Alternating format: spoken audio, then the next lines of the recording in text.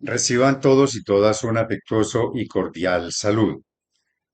Para este tema 3 de la segunda semana de nuestro curso, tenemos entonces programado el tema la estructura del derecho canónico. ¿Cómo está compuesto ese código de derecho canónico? La forma externa, más general, es que se trata pues de un libro que está a su vez dividido en libros. Cada libro contiene unas subdivisiones que aquí se denominan títulos. Hay títulos que se dividen en capítulos y hay capítulos que por su extensión o por alguna cosa especial consideraron que era importante incluir artículos. Y todo esto desemboca en lo que se llaman los cánones. Entonces, la unidad mínima del derecho, del código, se llama canon. Vamos a mirarlo acá. Dice el libro uno, normas generales, cánones 1 al 213. Entonces, eso nos lleva directamente, vamos a mirar el canon uno, el canon 2, el canon 3, canon 4. Si observamos acá, el canon 4 tiene un signo aquí especial que se denomina parágrafo. Ese canon quiere decir que pues tiene dos ideas, tiene dos subdivisiones que se visualizan acá con este signo para decir parágrafo uno, parágrafo 2. Puede ser que en algún momento o en algún canon haya más parágrafos. Lo usual es que un canon solamente tiene una sola idea o desarrolla un solo aspecto, pero hay cánones que se subdividen en parágrafos. Entonces, la unidad mínima es el canon. Volvemos entonces a la estructura general. La mejor manera de conocer el contenido general de un libro, pues es ir al índice. Y eso es lo que estamos haciendo acá con el Código del Derecho Canónico. Como les dije, estoy aquí en la página oficial del Vaticano. También les dejo el enlace para que ustedes puedan entrar, mirar y pues hacer toda la exploración que ustedes consideren pertinente. Entonces decíamos que el código está dividido en 7 libros. El libro uno, el libro uno nos va a mostrar una panorámica muy general de todo lo que es objeto de legislación en la Iglesia. Por eso se denomina de las normas generales. Entonces aquí, sin desarrollar profundamente ninguna norma, sino simplemente enunciándolas, el libro uno se encarga de eso, de mostrar toda esa panorámica gigantesca sobre la cual la Iglesia pues tiene el derecho de legislar. Y ahí pues encontramos desde las leyes más sencillas, las leyes eclesiásticas, miremos por ejemplo el libro uno, el canon uno, el canon uno es el de lo más breve, el de los más breves, el canon uno. Los cánones de este código son solo para la Iglesia latina. Entonces, es como quien dice, poner la base de que a quién cobija esta normatividad que viene, que como les dije, la expone de una manera muy amplia, muy general, en 11 títulos que tienen que ver con aquello de las leyes eclesiásticas, la costumbre, cuando se habla en la iglesia de decretos generales, de normas comunes, todo eso que tiene que ver con la legislación. Entonces pone como esa base fundamental que denomina en el libro uno las normas generales. Luego va a continuar el libro 2 de los cánones 204 al 746. El libro 2 ya se centra en un tema muy importante en la iglesia que es el tema de pueblo de Dios.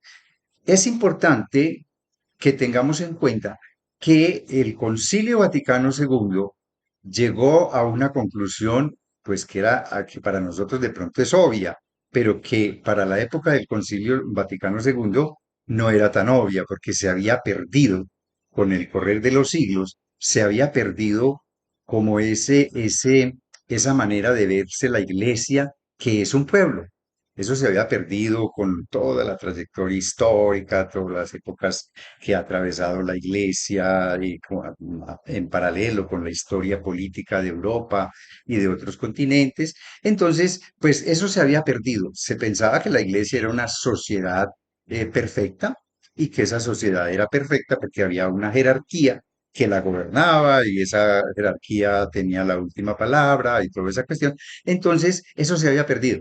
En el Concilio Vaticano II se discute cuál es el papel de la Iglesia pero primero, ¿qué es la Iglesia? Y luego, ¿cuál es su papel? Por eso salen dos constituciones muy importantes en el Vaticano II que van a ser la Lumen Gentium, que define qué es la Iglesia, y la otra constitución, la Gaudium et Spes, que va a definir qué es lo que tiene que hacer la Iglesia en el mundo, ¿cierto? Entonces, en este libro 2, digámoslo así, se ve claramente como la intencionalidad de a qué iglesia nos estamos refiriendo, a una iglesia que es pueblo de Dios. Este libro es muy importante, tiene tres partecitas, porque, o sí, está dividido en tres sesiones, o mejor dicho, en tres partes. La parte uno se va a dedicar a todo aquello que son fieles cristianos y laicos, y dentro de ese conjunto de miembros de la iglesia, que es el pueblo de Dios, con ese nombre, y él es cristiano, es decir, los que han recibido el bautismo. Esos mismos son los laicos, pero hay una diferenciación de funciones. Entonces aquí se manejan dos principios. El principio de igualdad, que es el bautismo, mediante el cual todos somos iguales, pero se viene un segundo principio, que es el principio de la diversidad. En ese pueblo, aunque todos somos iguales, no todos tenemos las mismas funciones. Y entonces por eso ustedes van a ver aquí que en este libro 2 digamos, tiene como esa especificidad de tratar el tema de la jerarquía, porque entonces ya la iglesia queda dividida como en dos partes muy importantes. Todas dos son importantes, ninguna es más importante que la otra. La parte de los laicos, los que solamente somos bautizados, y la parte de los que por el orden sacerdotal o el orden ministerial adquieren el estatus de clérigos. Esos son los ministros. Entonces, pero no tienen, digamos, con respecto a su identidad como pueblo, siguen siendo del pueblo de Dios, con una consagración especial que los hace miembros de digámoslo así, de una porción de la iglesia que se denominan clérigos. Dentro de esta realidad, de este conjunto que llamamos pueblo o sociedad, pues existe digamos, hay otra realidad muy grande que surgió en la iglesia desde muy temprano, por ahí siglo III,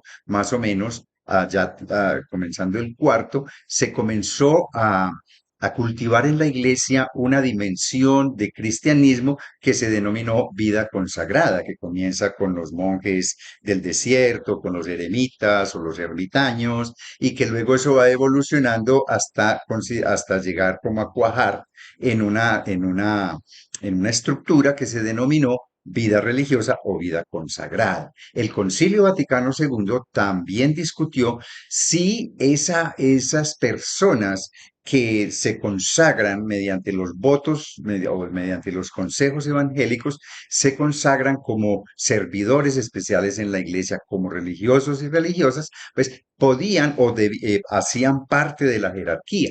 Entonces, el mismo concilio, después de muchas discusiones, encuentra que no, la vida religiosa no forma parte de la jerarquía, sino que es un elemento que constituye a la misma iglesia. Es como esa parte, digamos, más espiritual de la iglesia, la que le da como esa fundamentación, la pone más en contacto con su vocación inicial, que es el servicio, la evangelización, el anuncio de la salvación a todas las criaturas, etcétera, etcétera. Entonces, por eso, en este libro 2 que habla del pueblo de Dios, se señalan o se centra en esas tres realidades. Los laicos, sus papeles, sus deberes, sus obligaciones y sus derechos. Los clérigos, está entonces todo lo que constituye constituye, por qué se puede considerar una persona clérigo, cuáles son los requisitos, cuáles son los medios, cuál es el proceso que deben seguir. Y luego está la jerarquía ya entendida como la parte de la iglesia encargada de la autoridad, del gobierno, de la dirección y de hacer que la iglesia funcione hacia la finalidad para la cual existe la iglesia en el mundo, que es el servicio al evangelio, el servicio a la palabra. Entonces, digamos que este libro 2 tiene esas tres partes. Está todo lo que tiene que ver con los fieles cristianos, con los clérigos, etcétera. La segunda parte del libro se concentra en todo lo que tiene que ver con la jerarquía, comenzando por el romano pontífice, luego viene el tema de los obispos, el colegio episcopal, todas estas cuestiones relacionadas pues con la función de gobernar en la iglesia, ¿vale? Y la tercera parte de este libro 2, la tercera parte, se centra en los institutos de vida consagrada y las asociaciones o sociedades de vida apostólica. ¿Qué quiere decir eso? Que la vida religiosa, ya dijimos, a la vida religiosa se accede por la emisión, sí, por la emisión o profesión de los votos o consejos evangélicos de pobreza, castidad y obediencia. Eso lo hace una persona después de un proceso largo de noviciado y de preparación, entonces públicamente emite esos votos. Me consagro a Dios mediante estos consejos evangélicos de pobreza, castidad y obediencia en un instituto específico, en una congregación religiosa masculina o femenina, ¿sí? Bueno, esos son los que hacen digamos, la dimensión de la vida religiosa, la estructura de la vida religiosa en la iglesia. Pero hay otras agrupaciones o institutos o en fin que no son estrictamente religiosos ni religiosas, sino que se agrupan para prestar un servicio especial al Evangelio. Siempre es esa la finalidad, el servicio al Evangelio. Esos son los institutos de vida apostólica. Digamos, tienen unos estatutos, un reglamento, no están obligados a vivir en comunidad, no están obligados a vivir en comunidad como los religiosos, pero forman parte de una institución que se dedica, cada uno desde su lugar, desde su esto, tienen, como ya les dije, unos estatutos que les genera una identidad. Esos son los institutos o sociedades de vida apostólica, ¿sí? Entonces, así termina el libro 2 que tiene que ver con toda esta realidad del pueblo de Dios. El libro 3 ya una vez que ha examinado leyes generales y que ha hecho todo este, digamos, discernimiento sobre lo que es la persona en la iglesia, las funciones, todo esto que vimos en el libro 2, entonces ya pasamos al libro 3. Y ahora sí, el código se centra en la dimensión, en la primera de las dimensiones específicas para las cuales existe la iglesia en el mundo, que es la misión específica de enseñar.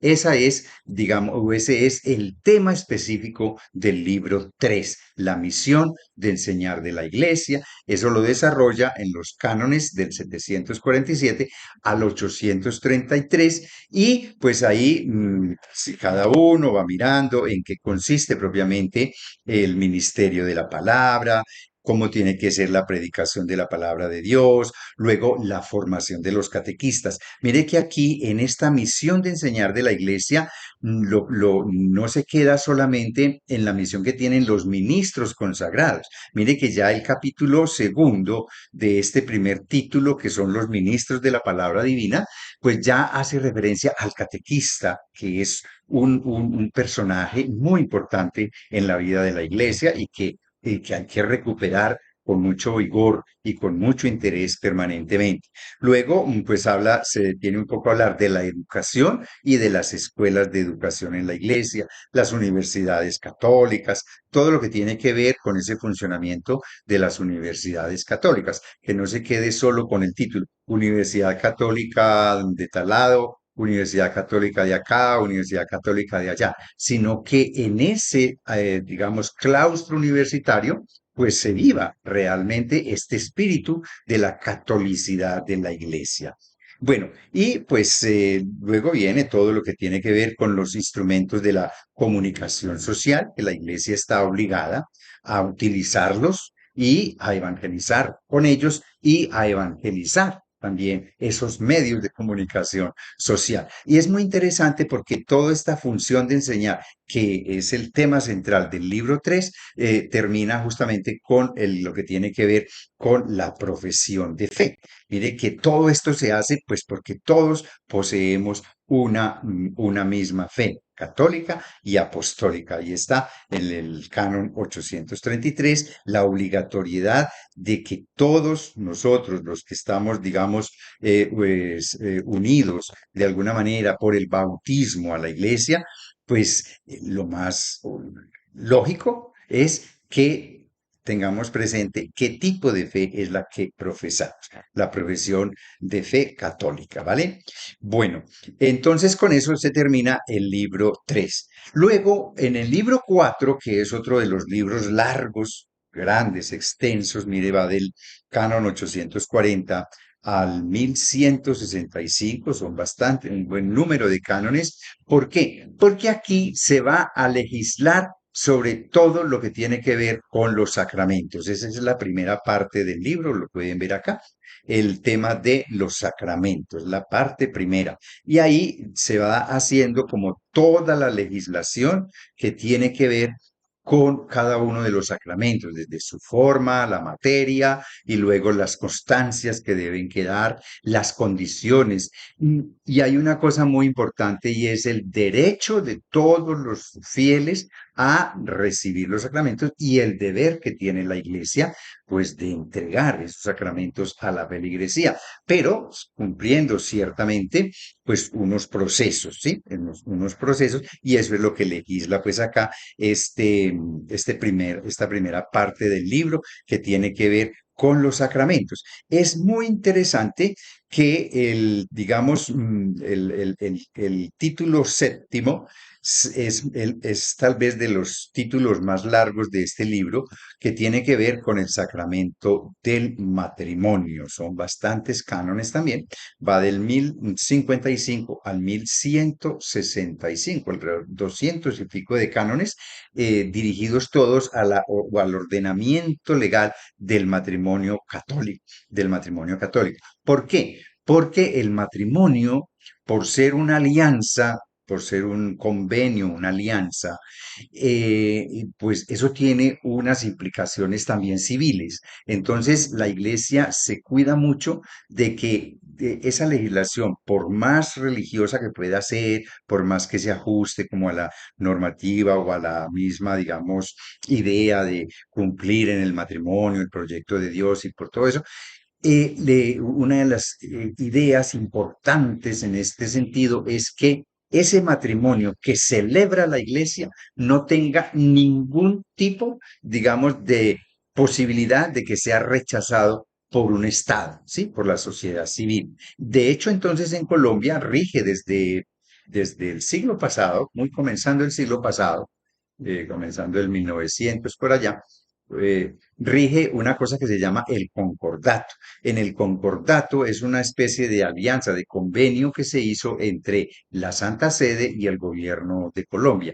Y una de las cosas que están en ese concordato es el reconocimiento que el Estado colombiano le da al matrimonio católico. Es decir, y por mucho tiempo en la sociedad civil nuestra, si se necesitaba un documento donde una pareja tenía que certificar su unión, entonces lo único que se les pedía era ¿cómo se llama? La partida de matrimonio, la partida de matrimonio que se le daban en la iglesia donde se habían casado, donde se había casado la pareja.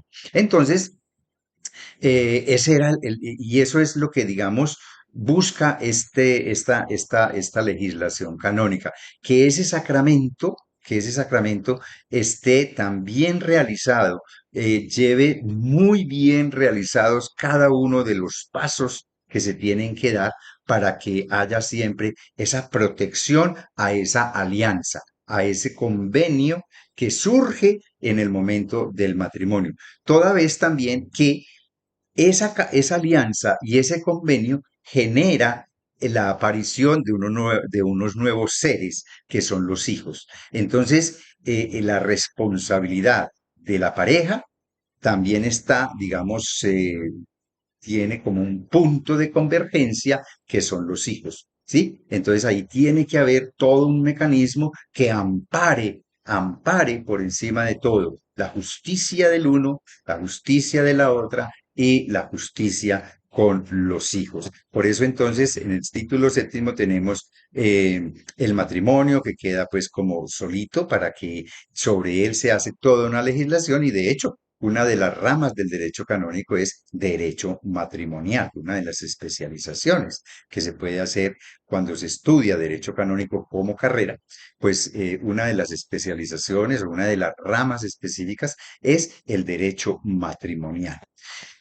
Muy bien, entonces la parte segunda de este libro la forman los otros actos del culto divino, entonces son los sacramentales, tiene que ver con la liturgia de las horas, que es una acción que realizan especialmente los clérigos, los ministros ordenados en la iglesia. En algunos lugares invitan a fieles laicos a seguir con los clérigos esa obligación de hacer la liturgia de las horas, el rezo de los laudes en la mañana, luego las vísperas en la noche, o en fin, las completas más tardecito de la noche. Entonces, ese es el oficio divino, que pues para los, digamos, los clérigos es un poquito más sintetizado, para los religiosos y para los monjes. De monasterios, el oficio de las horas o la liturgia de las horas es mucho más amplio, porque comienza mucho más temprano, con un rezo especial que se denomina, antes de laudes, se denomina oficio de lectura, una cosa así. Bueno, entonces está lo de las liturgia de las horas, tiene que ver con las exequias, que seguramente aquí en la lista de los sacramentos, por ejemplo, en la unción de los enfermos, queda solamente hasta ahí. Y hay una propuesta de cómo se deben atender a los enfermos, etcétera, pero no hay una legislación sobre los difuntos. Esa aparece en los demás actos del culto divino que tenemos acá, en la segunda parte de este libro, del libro 4, ¿no es cierto? Las exequias, luego la celebración de las exequias, todo eso que tiene que ver entonces con actos que no son exactamente, pues, ni sacramentos, sino sacramentales o también, o como se denomina aquí, otros actos del culto divino. La tercera parte de este libro 3, de este libro 4, perdón, pues tiene que ver con los lugares y con los tiempos sagrados. Entonces, ¿cuáles son los lugares, los tiempos sagrados? Las iglesias, los oratorios, las capillas, los cementerios, bueno, todo esto que tiene que ver tanto con lugares, capillas, las capillas privadas en cuanto que son de conventos o monasterios, en fin, todos esos lugares, los mismos cementerios, que en este momento pues hay cementerios que no son estrictamente de la iglesia, pero de alguna manera están digamos, en convenio con la diócesis o con la parroquia, porque pues ahí se celebra algo que es específico de la iglesia, que son las exequias. Bueno, y así termina entonces el libro cuarto, con estos tiempos y lugares sagrados. Viene entonces el libro quinto, que es una de las, digámoslo así, partes delicadas pero también de mucha importancia en la iglesia. En el libro quinto se habla de los bienes temporales de la iglesia. La iglesia no puede ser ajena a la tenencia de bienes temporales, propiedades, pero el derecho canónico legisla sobre eso, es decir, por qué y cómo se deben adquirir los bienes en la iglesia, cómo se deben administrar esos bienes, con qué finalidad, o mejor dicho, de una vez establece que siempre los bienes de la iglesia se adquieren para el cumplimiento de su misión, no es para acaparar bienes. y obtener bienes y ser propietaria de muchos bienes. No, es aquellos que se necesitan para el cumplimiento de su misión. Entonces, la adquisición de los bienes, la administración de esos bienes, los contratos que se deben realizar en el manejo, en la administración de los bienes y la enajenación, cuando la iglesia no aconseja mucho enajenar los bienes, es decir, venderlos, porque pues, no es función de la iglesia comprar y vender, sino si se adquiere un bien es para el funcionamiento y para desarrollar su misión evangelizadora, que aquí ya no tiene sentido tener este lugar porque ya, digamos, han cambiado las cosas. En fin, por muchas situaciones, este bien que es de la iglesia ya no funciona para lo que se pensó. Entonces, pues ahí viene todo el consejo económico de la parroquia o de la diócesis o de los religiosos cuando es una propiedad de una comunidad religiosa y pues en un consejo se decide esa venta. Entonces, eso no lo puede hacer un sacerdote o un provincial, un religioso. Aparte de, no, siempre tiene que ser siguiendo unos pasos. Y luego también está el tema de las pías voluntades en general y de las fundaciones pías. ¿Qué quiere decir eso? Que la iglesia pues puede llegar a ser beneficiaria de alguien que voluntariamente, por piedad y por amor a la iglesia, desprendimiento, le entrega, le regala algún bien. Entonces, eso también está legislado en la iglesia. Que hay algunas fundaciones pías. ¿Qué quiere decir? Que un grupo de personas se juntaron y fundaron una corporación, crearon una fundación para la beneficencia. Entonces, ellos mismos se comprometen como a la subsistencia de esa fundación. Entonces, a un obispo no le pueden llegar, vea, señor obispo, fundamos esta corporación o creamos más bien esta fundación para alimentar 1.200 niños. Ah, bueno, ¿y quién va a responder por la comida de esos niños? No, nosotros nos simplemente la fundamos. No, porque si la diócesis no ve eso como una prioridad o no tiene los recursos, entonces esa fundación no la puede aceptar la iglesia. ¿Por qué? Porque no se trata de ponerle cargas a la iglesia, sino de compartir con la iglesia todas estas actividades que se realizan. Pasamos a dos libros que son un poquito, digamos, no de nuestro manejo y eso se lo dejamos a los encargados de esta temática, que son las sanciones en la iglesia y en el libro sexto, en el libro sexto y en el libro séptimo, los procesos. De hecho, entonces, el derecho canónico, cuando se estudia con una intencionalidad de, como una carrera de derecho canónico, un doctorado en derecho canónico, pues, el canonista o el estudiante puede tener como esa especialidad en derecho procesal o en derecho judicial. En este caso, especializarse en todo lo que tiene que ver con la cuestión de los delitos, las penas, bueno, todo lo que tiene que ver con lo judicial. Por eso entonces el libro sexto nos habla de las sanciones en la iglesia. ¿Por qué sanciones? Pues porque sabemos que la iglesia, aunque somos una comunidad espiritual, pues en definitiva somos una comunidad, somos una sociedad de personas humanas que en cualquier momento podemos caer en alguna situación difícil, complicada, delictiva.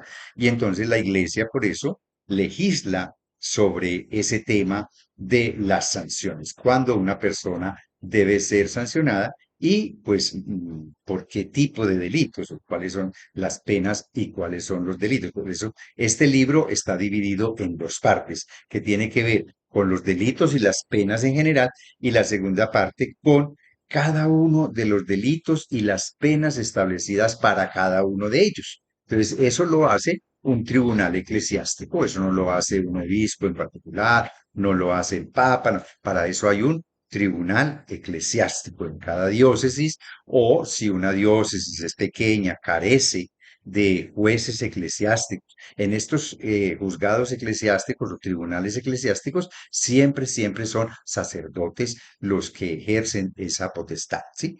No son laicos que estudiaron derecho canónico y por lo tanto son jueces eclesiásticos. No. Entonces decía que si una diócesis no tiene ni recursos humanos y económicos para sostener un tribunal eclesiástico, entonces puede hacerlo en asocio con otra diócesis. Un obispo puede solicitarle a un obispo vecino o en fin amigo que pues en el tribunal de su diócesis sean analizadas las situaciones de la diócesis que no posee tribunal, pero por lo general todas las diócesis tienen este departamento, por lo menos en la curia diocesana.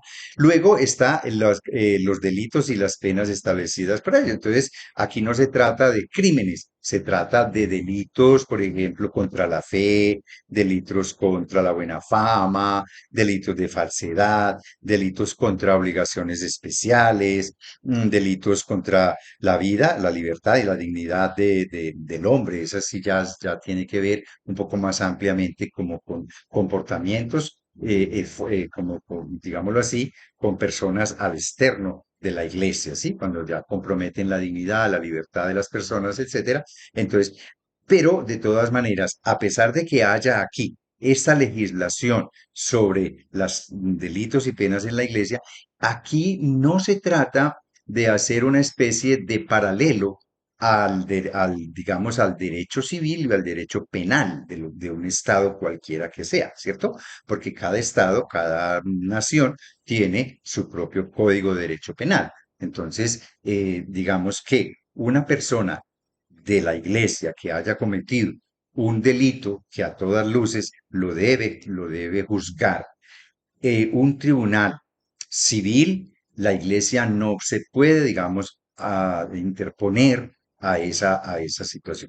Hay una manera de analizarlo y de juzgarlo dentro de la iglesia por el daño que pudo haber causado a la iglesia, pero ese delito de alguna forma se cursa o se tiene que cursar al derecho civil penal. ¿Sí?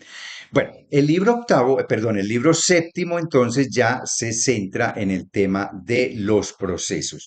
Como pueden ver ustedes aquí, es un libro largo, dividido en 5 partes y cada una de estas partes pues está dividida en títulos, en capítulos, en muchas, digámoslo así, especificidades, porque se trata exactamente de los procesos que se deben seguir en la iglesia. No es sencillamente que un sacerdote, un religioso, una religiosa, que incurrieron en algo, entonces de una vez se le va a dar una sentencia, no. Tiene que haber toda una cantidad de procesos, pero no solamente pues para los, digamos, los que forman parte de la jerarquía, sino también para cristianos, cristianas, religiosos, religiosas, aunque de hecho los religiosos tienen pues su derecho interno propio, porque cada instituto religioso tiene sus propias constituciones, que son, digámoslo así, lo que configuran parte de su derecho interno privado, cada instituto de vida religiosa o cada congregación, pero siempre tiene que estar en comunión con este derecho canónico universal, o sea, no puede haber contradicción entre ellos. Entonces, en fin, el tema de los procesos, ya vimos, es un tema muy largo, muy largo. No lo vamos, pues, obviamente, a mirar aquí detenidamente, pero pues la sugerencia es que esta estructura del derecho canónico, así como está, pues es una estructura muy pedagógica, porque parte primero que todo de lo que la iglesia quiere o puede legislar, la generalidad de sus leyes, a quién va encaminada, a quién va dirigida, como ya vimos, única y exclusivamente para la iglesia latina. Mire, el canon 1 nos dice eso exactamente. Los cánones de este código son solo para la iglesia latina. La iglesia latina es la que consideramos o la que se denomina también la iglesia de Occidente. La iglesia de Occidente, la que está regida pues por el Santo Padre desde Roma, por el Sumo Pontífice.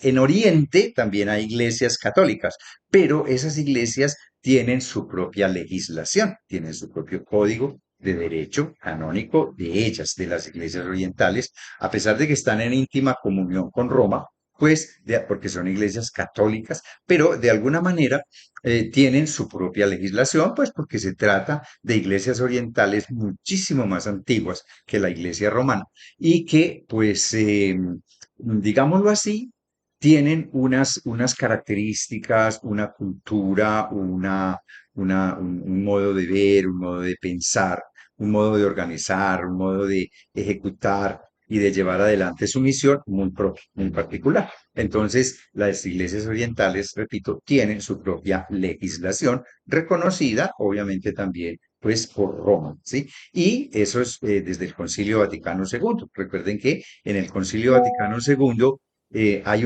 un decreto que se denomina de las iglesias orientales. Decreto sobre las iglesias orientales, Orientalium Ecclesiarum, que pues donde se reconoce la identidad de esas iglesias, se reconoce su historicidad, se reconoce inclusive su capacidad de haber sido, de haberse mantenido, de haber resistido por siglos, persecuciones y toda esa cosa, se les reconoce esa identidad propia a las iglesias orientales y pues se busca siempre que se mantenga esa comunión con ellas. Y no me estoy refiriendo única y exclusivamente a la iglesia ortodoxa, esa es apenas una de las iglesias orientales, ¿no? Que de hecho son distintas iglesias aparte de la iglesia ortodoxa, hay otras iglesias orientales que forman ese conjunto al cual se refiere el decreto conciliar. Bueno, entonces decíamos que así como está estructurado este código de derecho canónico que es nuevo realmente porque fue promulgado solo ahora en 1983, no hace 50 años todavía. Entonces, pero no quiere decir que es que hasta ese momento la iglesia no tenía derecho, no tenía una estructura legislativa. Ya en el capítulo, perdón, en el tema 2, la primera o en la segunda semana, vimos cómo se fue configurando a lo largo del tiempo, a lo largo de la historia de la iglesia, se fue configurando todo esto que hoy en día se conoce como derecho canónico. En 1917, el Papa de la época había promulgado el concilio, perdón, el Código de Derecho Canónico y se denominaba así, Código de Derecho Canónico de 1917.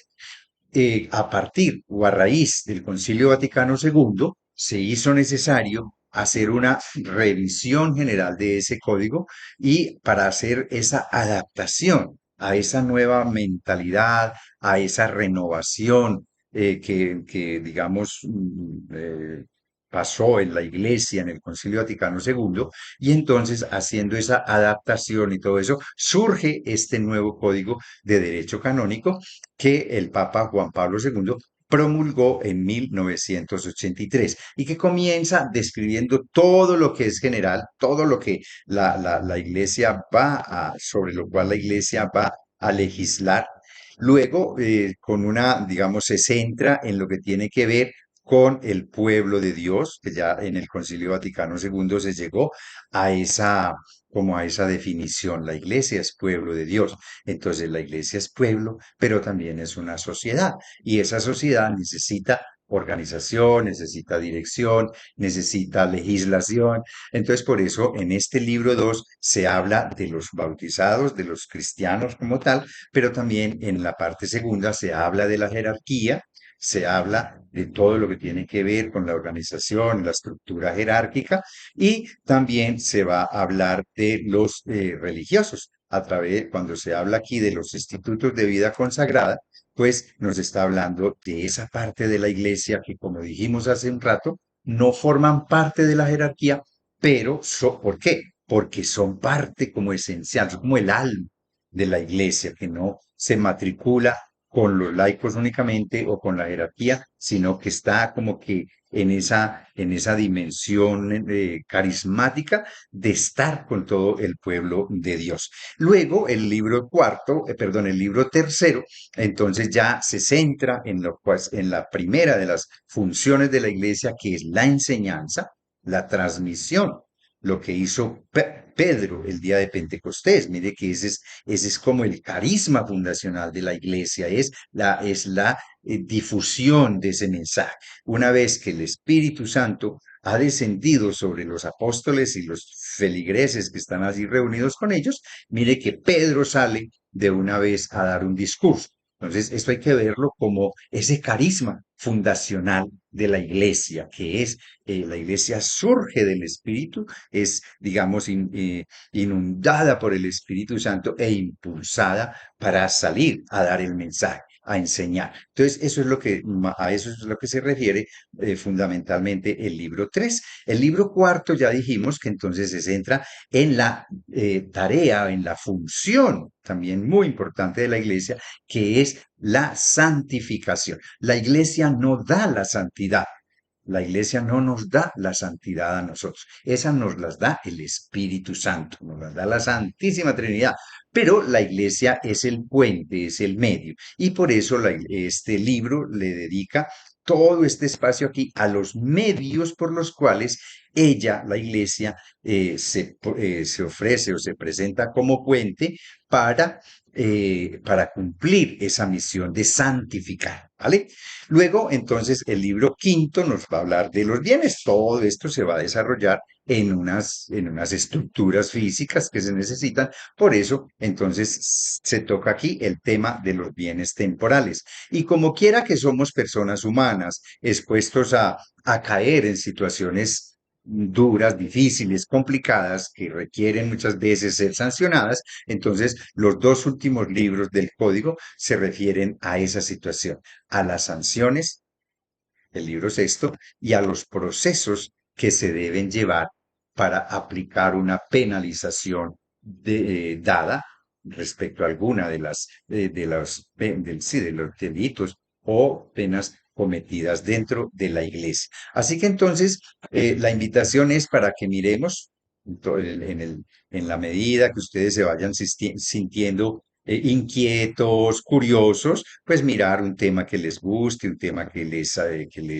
ustedes vean que les conviene para su función, como catequista, como colaborador en la iglesia, así sea, pues ministerios como tan sencillos como el lectorado. Mire que es un ministerio que uno lo ve sencillo, pero es de mucha responsabilidad. El lectorado, que si el acólito, que si el catequista. Aquí hay muchas cosas que pues ustedes pueden explorar para darle como ese valor que tiene nuestro ministerio en la iglesia. Entonces, espero pues que esto los motive para que entren a explorar, a curiosear este código de derecho canónico y a darle validez y a darle valor y sentido a nuestro papel como bautizados y como de alguna forma ministros de la iglesia en orden a qué, en orden a construir esa comunidad que el Espíritu Santo quiere, una comunidad fraterna, una comunidad